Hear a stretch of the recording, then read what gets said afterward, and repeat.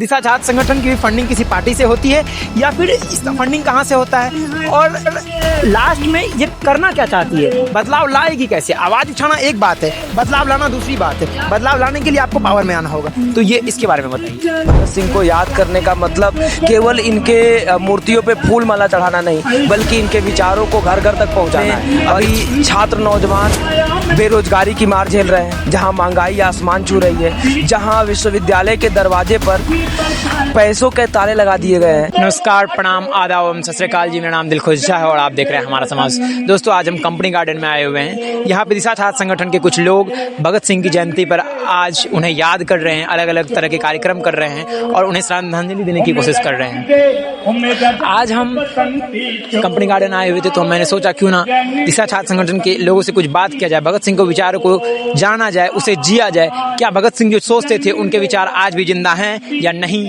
क्या भगत सिंह जैसा समाज चाहते थे, भगत सिंह जैसी आज़ादी चाहते थे? क्या वो आज़ादी आज हमें मिल पाई है? आज हम किसी एक दिशा छात्र संगठन के साथियों से बात करेंगे और पता लगाने की कोशिश करेंगे। दिशा छात्र संगठन के एक ऐसे साथी हैं जो हम लोगों को भगत सिंह के बारे में बताएंगे। क्या नाम हो गया आपका? मेरा नाम अविनाश है और मैं इलाहाबाद विश्वविद्यालय से एमए की पढ़ाई किया हूँ और अभी दिशा छात्र संगठन में जुड़ा हुआ हूँ और दिशा छात्र संगठन के कामों को देख रहा हूँ इलाहाबाद में। भैया, जैसे आप लोग की कंपनी गार्डन में आ जाएं, ये आप लोग एक ओकेजनली आते हैं या फिर कुछ वीक्स में ऐसे इस तरह से करते हैं? नहीं, हम लोग बीच बीच में आकर के यहाँ पे सांस्कृतिक कार्यक्रम करते हैं, लेकिन भगत सिंह के जन्म दिवस, शहादत दिवस, चंद्रशेखर आजाद या काकोरी एक्शन के जन्म क्रांतिकारियों के जन्म दिवस, शहादत दिवस पर हम लोग आते ही हैं और कार्यक्रम करते ही हैं। आज भगत सिंह का जन्म दिवस है, 118वां जन्म दिवस।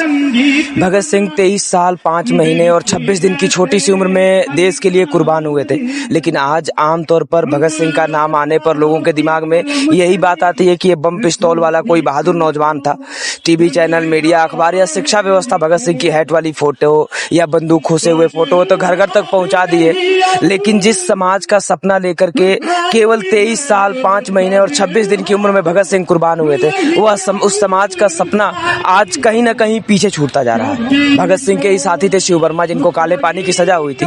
उन्होंने एक जगह लिखा था कि शासक वर्ग जिनके विचारों से डरता है उनकी मूर्तियां बनवा देता है, देव प्रतिमाओं में बदल देता है। लोग उनकी पूजा करते हैं, उनके विचारों को जानने की कोशिश नहीं करते हैं। और हम लोगों का मानना है कि भगत सिंह को याद करने का मतलब केवल इनके मूर्तियों पे फूल माला चढ़ाना नहीं, बल्कि इनके विचारों को घर घर तक पहुंचाना है। और इसीलिए हम लोग 10 दिनों का कार्यक्रम लेकर के इलाहाबाद और देश के अलग अलग हिस्सों में लगातार पर्चे पत्रिकाओं के माध्यम से लोगों के बीच में जा रहे हैं, क्योंकि हम लोग मानते हैं कि जिस समाज में अभी छात्र नौजवान बेरोजगारी की मार झेल रहे हैं, जहां महंगाई आसमान छू रही है, जहां विश्वविद्यालय के दरवाजे पर पैसों के ताले लगा दिए गए हैं, जहां विश्वविद्यालय छात्रों के लिए नहीं, आम जनता के लिए नहीं, जहां विश्वविद्यालय अलग अलग कार्यक्रमों के लिए नहीं, बल्कि पुलिस प्रशासन के लिए खुला हुआ है। हम लोग मानते हैं कि यह समाज भगत सिंह का समाज नहीं है, बल्कि एक पुलिस स्टेट है। और एक पुलिस स्टेट में भगत सिंह को याद करने का मतलब है कि उस समाज के सपने को लेकर के नए सिरे से लोगों के बीच में जाना, जिस समाज के लिए भगत सिंह कुर्बान हुए थे।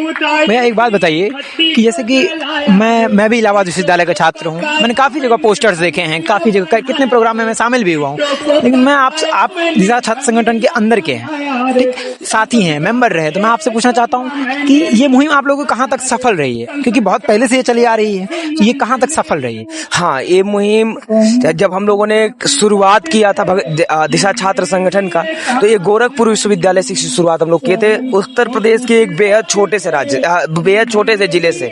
लेकिन आज उत्तर प्रदेश के लगभग 19 जिलों में हम लोग काम कर रहे हैं और देश भर के 14 राज्यों में काम कर रहे हैं। तो मतलब ये धीरे धीरे फैल रहा है और देश भर में भगत सिंह के अलग अलग आर्काइव्स में जाकर के भगत सिंह के दस्तावेजों को निकाल करके लाखों की संख्या में हम लोगों ने प्रतियों को बांटा है और नौजवान इसके प्रति आकर्षित हो रहे हैं। जाहिरा तौर पर नए विचारों को एक्सेप्ट करने में लोगों को थोड़ा वक्त लगता है, लेकिन एक समय के बाद वह विचार अपना रंग दिखाना शुरू करते हैं और भगत सिंह के विचार भी रंग अपना दिखाएंगे और दिखाना शुरू कर चुके हैं। साथियों, जैसे कि आप लोग जानते हैं कि हमारे देश में जितने भी छात्र संगठन हैं, छात्र की पार्टियां हैं, वो सब कभी हर पार्टी किसी ना किसी बड़े पार्टी से जुड़ी होती है। वो उसके एक यूथ विंग, स्टूडेंट विंग की तरह काम करती है। तो हम लोग आज जानेंगे क्या दिशा संगठन भी किसी पार्टी से जुड़ी है या फिर नहीं। भैया से जानेंगे। भैया आप बताइए कि ये दिशा छात्र संगठन की फंडिंग किसी पार्टी से होती है या फिर इसका फंडिंग कहाँ से होता है, और लास्ट में ये करना क्या चाहती है, बदलाव लाएगी कैसे। आवाज उठाना एक बात है, बदलाव लाना दूसरी बात है। बदलाव लाने के लिए आपको पावर में आना होगा, तो ये इसके बारे में बताइए। हाँ, सबसे पहली बात तो यह है कि दिशा छात्र संगठन किसी भी चुनाव पार्टी से नहीं जुड़ी हुई है, क्योंकि हम लोग मानते हैं कि किसी भी चुनाव पार्टी के पिछलग्गू छात्र संगठन होने के बाद कोई भी छात्र संगठन छात्रों के असली मुद्दों को लेकर के नहीं लड़ सकता है। चाहे वो किसी भी छात्र संगठन, जो पार्टी सत्ता में होगी उसका छात्र संगठन अपनी पार्टी के विरोध में कभी कोई आवाज नहीं उठा सकता है। तमाम ऐसे भी छात्र संगठन हैं जो अपने आप को विचारधारात्मक आधार पर बने हुए छात्र संगठन बनाते हैं, राइटिस्ट भी हैं, लेफ्टिस्ट भी हैं। लेकिन हम कह रहे हैं कि कोई छात्र नौजवान का संगठन किसी विचारधारा पे नहीं बन सकता है, क्योंकि विचारधारा पर बनने वाला कोई भी छात्र संगठन छात्रों की एक आबादी को पहले ही छांट देगा जो उस विचारधारा से सहमत ना हो। हमारा मानना है कि कॉमन मिनिमम प्रोग्राम पे छात्रों का संगठन बनना चाहिए, और दिशा छात्र संगठन का कॉमन मिनिमम प्रोग्राम है सबके लिए समान शिक्षा, सबके लिए निःशुल्क शिक्षा और सबके लिए रोजगार की गारंटी। इस आधार पे दिशा छात्र संगठन का निर्माण किया गया है, और हम किसी भी चुनाव पार्टी से नहीं जुड़े हुए हैं। हमारी फंडिंग क्राउड फंडिंग होती है। अगर आप हमारे कार्यक्रम में जाकर देखेंगे तो वहां पर बॉक्स रखा हुआ है और लोगों से हम लोग फंडिंग की अपील कर रहे हैं, और उसी फंडिंग से दिशा छात्र संगठन चलता है। लोगों से हम लोग चंदा इकट्ठा करते हैं और उससे हम लोग दिशा छात्र संगठन को चला रहे हैं। किसी पार्टी से, किसी भी गुंडे मवाली से, किसी भी देशी विदेशी फंडिंग एजेंसी से और किसी भी नेता मंत्री और से एक पाई का सहयोग नहीं लेते हैं। हम लोग पाई पाई लोगों से लेकर के चलाते हैं। एक सवाल का जवाब नहीं आया हमें कि आप बदलाव कैसे लाइएगा। क्या बस आप प्रोटेस्ट करके बदलाव लाइएगा, या फिर बस आप सरकार से मांग करके, क्योंकि जो सत्ता में रहता है बात उन्हीं लास्ट डिसीजन उन्हीं का होता है। तो क्या आप हर बार प्रोटेस्ट करके अपनी बात मनवाइएगा, लोगों को रोजगार दिलवाइएगा, छात्रों को रोजगार दिएगा, आप बदलाव कैसे लाइएगा। हाँ, क्या आप, मैं ये जानना चाहता हूँ क्या आप पावर में आना चाहते हैं, क्योंकि मैं ये मानता हूँ कि बदलाव सिविल सोसाइटी बन के भी लाया जाता है। तो क्या आप बस सिविल सोसाइटी एक स्टूडेंट छात्र संगठन के रूप में रहना चाहते हैं, या फिर बदलाव किसी और तरीके से लाना चाहते हैं। नहीं, हम किसी चुनाव पार्टी से जुड़ करके कोई बदलाव लाने के बारे में नहीं सोचते। तो कैसे लाना चाहते हैं? हाँ, हमारा ये मानना है कि एक लोकतांत्रिक व्यवस्था के भीतर छात्रों नौजवानों का जो ग्रुप है अपने डेमोक्रेटिक राइट को लेकर के संघर्ष करता है और चीजें बदलती हैं।